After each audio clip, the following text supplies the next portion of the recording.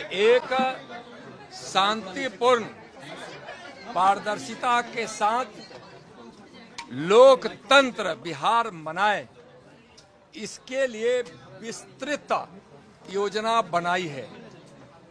और बिहार लोकतंत्र की जननी भी है। लोकतंत्र की जननी वैशाली इसी बिहार की पावन भूमि में है।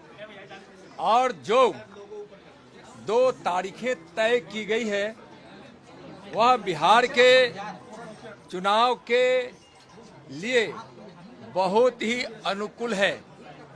और यहाँ बिहार के लोग राजनीतिक सोच के लिए पूरे देश में जाने जाते हैं।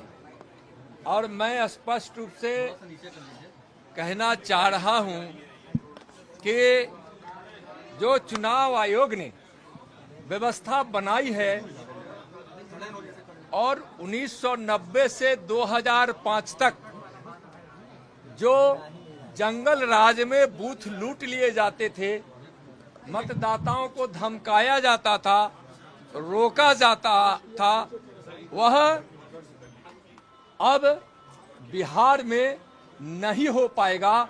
वैसे भी जब से 2005 से एनडीए की सरकार बनी है, उस समय से चुनाव आयोग को सहयोग कर इस व्यवस्था में सफलता प्राप्त करने का अच्छा प्रयास किया है।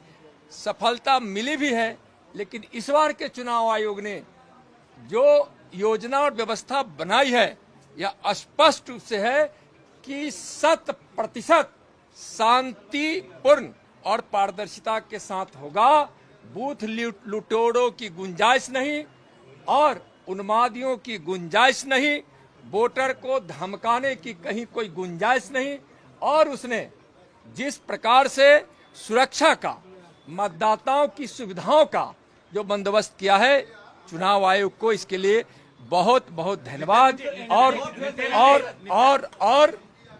जो 6 नवंबर और 11 नवंबर की तारीख चुनाव आयोग तय कर दी है, तो बिहार के लोगों ने भी 6 नवंबर और 5 नवंबर को यहाँ विपक्षी, परिवारवादी, भ्रष्टाचारी, जंगल राज के साथ उनके गठबंधन के लोगों यानी विपक्ष की पार्टियों का उस दिन सफाया की तिथि भी बिहार के लोगों ने तय कर दिया। जी, आप लोगों ने एक फेज की मांग की थी, भाजपा ने मांग की थी कि एक फेज में ऐसा नहीं है, ऐसा नहीं है, ऐसा नहीं है।